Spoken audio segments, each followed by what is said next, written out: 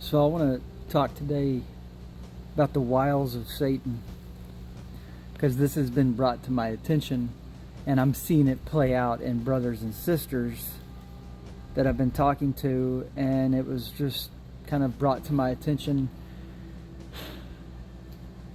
how he's going about deceiving people with some of his ways he does this, right? So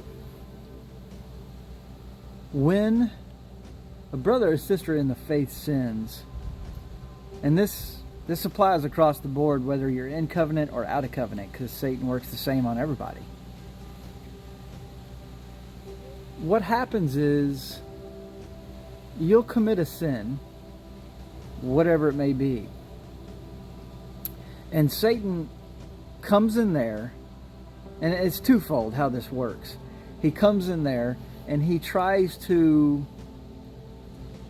lessen the severity of what you've done. And then on top of that, what I've really noticed is the terminology here. And the terminology is the really, really tricky one.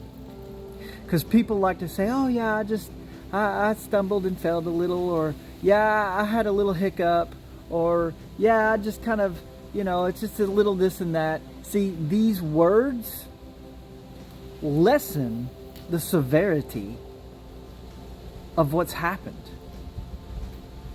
If you're in covenant, because if you're out of covenant, is a whole different set of rules for you. You're not even part of God's chosen people. You don't even get chastised by the Father. But if you're in covenant, the severity of sinning, they don't understand. If you sin when you're in covenant, it's the same thing as like you're crucifying the Messiah again. You've literally taken a crap on him and smeared it in his face, no matter what the sin is. Like, we are called not to sin after coming into covenant. This is 1 John 2. Little children, I write unto you that you sin not.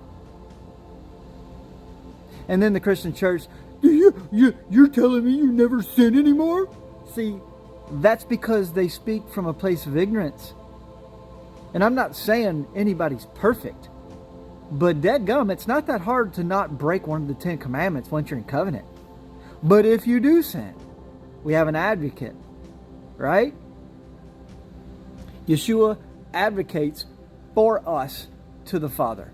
But what you're doing to the Messiah's sacrifice, this is Hebrews, maybe 10, possibly Hebrews 10, where whoever the writer of Hebrews is, a lot of people think Paul, which some of it looks like his writing style, but he goes on to say, like, you're trying to re-crucify the Messiah and you can't. Like, that's a grievous mistake. This is actually why Moses wasn't allowed into the promised land, was because he struck the rock twice. The rock represented Yeshua, the rock at Horeb. You struck it once because Yeshua was supposed to be crucified, but you can't strike it twice. You cannot crucify Messiah again. There's no more atonement. There's no more sacrifice for sins if you willfully sin after getting into the covenant. And so the way Satan likes to work is he likes to lessen the severity of what we've done to the Messiah and his sacrifice. The free gift the Father has given us, I wouldn't say free gift, but the gift the Father has given us in the Messiah's death through refreshing of the Holy Covenant, so that we could come back into covenant with him. And then you choose to go back to your vomit again. And when you do these little word plays where it's like, oh, it's just a little stumble. Like, no, it's not just a little stumble. Because that thinking, that mentality is what will make you go right back to it again. I'll do better next time. Yeah, I got it. Okay, yeah. So if you couldn't ward off the attacks of Satan when you're at 100%, How are you going to be able to ward off the attacks when you're at 50% now? And when you have sin in your life? It's not going to work very well. So what we have to do as in covenant followers of the Messiah is you have to meditate on the severity and seriousness of what you're doing. When you choose to give in to that thought or that action or whatever it may be, you have to think about the severity of this, because you know the Spirit of truth will not suffer you long, especially nowadays. The time frame is shortened. Back then, we knew a guy that went a year looking at porn, and then finally the Spirit departed from him after a year, and 7 more enter, and he's way off the freaking rails. Now, in today's society, like today's time frame of prophecy, the time is not like that. You may have 24 hours. You don't have long. And on top of that, how do you know at what point will you be cut off at? Because the Spirit won't suffer you long if you choose, after coming into covenant, obedient to the covenants of promise. You don't know how long the Spirit will suffer you for if you continue in unrepentant sin. Nobody knows how long that time frame is. Even the person sinning doesn't know. You could be one sin away from the Spirit departing from you, and you getting 7 more worse than itself. And then you're an evil servant. At that point, you're cooked. You're done. You're going into the tribulation. Maybe you'll get refined there. So we have to really think about what we're doing. And that sin is not a little deal. It's not a little stumble. It's not just a little backslide. It's not just a little hiccup. It's serious. And the severity here is beyond most people's understanding. This is why they continue to do it, because their understanding of just how serious this is.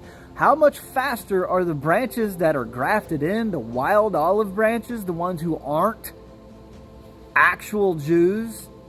They're spiritual Jews now. Judah is spiritual Israelites. How much quicker will those wild olive branches that have been grafted in be cut out and burned? How much faster? Judgment comes to the house of God first.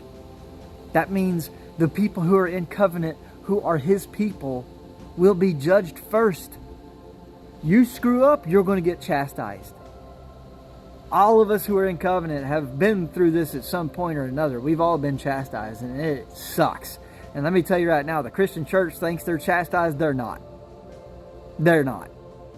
Because they're bastard children. They're illegitimate. They're not even in covenant. They haven't been grafted into the commonwealth of Israel. How can you call yourself a child of God when you haven't even been grafted in?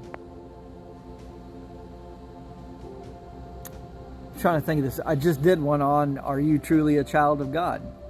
Go watch that one if you haven't. So my warning to you is you better keep your nose clean, because the times we are in are very short. Prophecy is being played out and fulfilled before our very eyes. All this stuff is coming to fruition.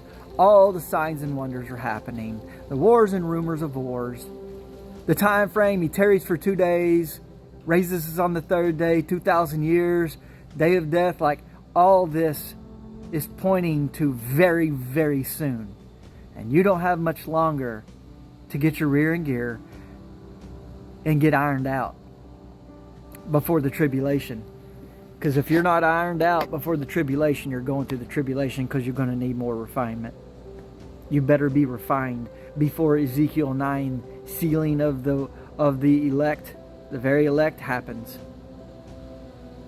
Because nobody knows when that's going to take place. It could be months before. It could be days or hours before the 6th seal breaks. But if you're screwing around, you may miss that sealing. You don't want that. So try to keep your nose clean. Repent of sin. Change your behavior immediately. If you're not in covenant, get into covenant, obeying the covenants of promise, eating clean, 10 commandments. If you're in covenant,